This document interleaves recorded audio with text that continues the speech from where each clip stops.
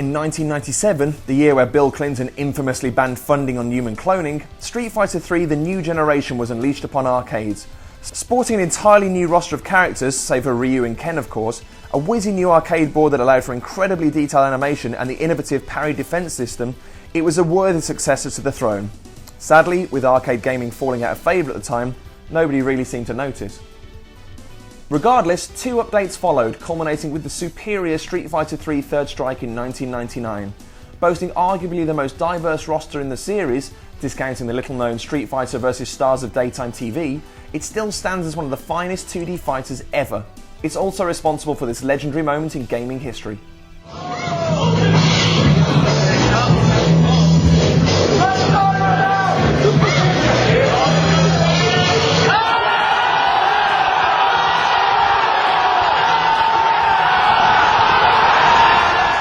It eventually made its way to Xbox in 2004 as part of the Street Fighter Anniversary Collection. You may have to sift through your local second-hand gaming shop's dust-caked shelves to find this nugget of gaming gold, but it runs on your Xbox 360 and, like some sinister time-bending device, is still capable of making hours feel like minutes. Street Fighter 3, oh yeah, definitely forgotten gem. You go down the arcades now and that's the most popular. Yeah, I think what that game had that was really set it apart from the rest of the series was just even weirder characters. So you had Dudley, the upper-class boxer. You had Necro, the kind of weird, stretchy Dalsim/Blanca guy. There's still people playing it, and there are still fans who are wondering what's going to happen to Street Fighter 3 when Street Fighter 4 comes out. I play the game a lot, I love it, I think it's a good game, and I think it will still live on. What with Super Street Fighter 2 Turbo HD Remix being so successful on Xbox Live, I think now's the time for Capcom to step up and release Third Strike on XBLA.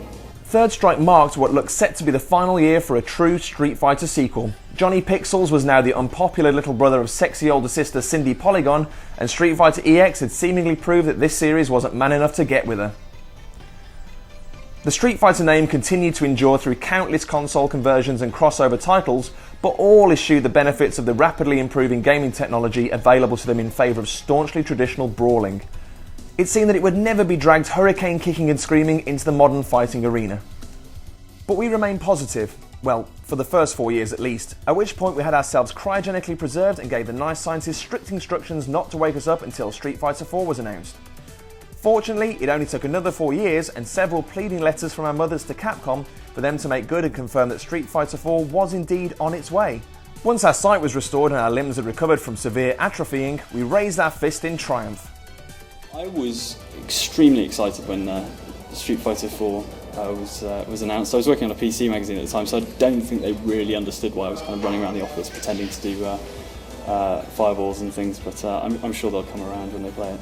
Oh, I was really shocked actually, because there were a lot of rumours about, Street Fighter 4 might happen, there's going to be a new Street Fighter game, and I was there at the actual announcement when it happened. It was a real shock, like, oh my god, this is actually happening. When I heard the news, I probably made an excited face, I would have thought. Probably not too excited, because I've been burned in the past, but probably about this level. Street Fighter 4 made its debut in Japanese arcades, all European arcades having of course been demolished and replaced with luxury apartments, but a console version was inevitable. Capcom had finally discovered the formula for combining SF2's timeless gameplay with dazzling visuals, and suddenly a world of dormant fans erupted with fountains of fanboy magma. All 12 original characters have returned in precisely the same attire they debuted in, which really raises questions about their personal hygiene. Also, their move lists remained largely unchanged, and there's a definite emphasis on accessible gameplay.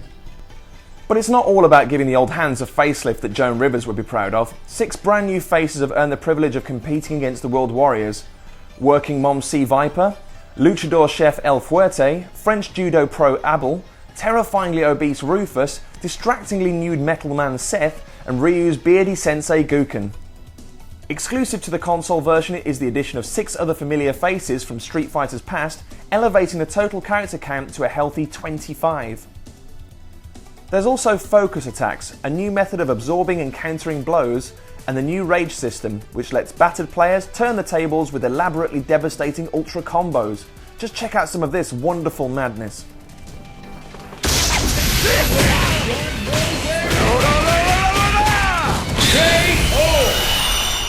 The vital question remains though, does Street Fighter 4 have what it takes to stand proudly alongside the modern fathers of virtual scrapping? Or should it hang its head in shame and dragon punch itself into obscurity? Hold its own, definitely. Having played it, I mean, it looks like a new fighting game, but it plays like the old Street Fighter. The control system is spot on, and you've got the addition of the super finishers, which just look unbelievably good. I mean, this is a game that's almost as much fun to watch as it is to play. I think what you've got to remember about Street Fighter 4 is that it is a modern fighting game. You know, it's got all the elements that made the original brilliant, but it's beautifully fluid. You know, it's got these amazing animations and graphics, and you know, it's very much a modern fighting game. It's endured all this time. It's seen off the likes of Mortal Kombat. Other fighting games aren't quite as popular nowadays, so absolutely, it's a great game. The crown's there for the taking. I'm sure it'll take it.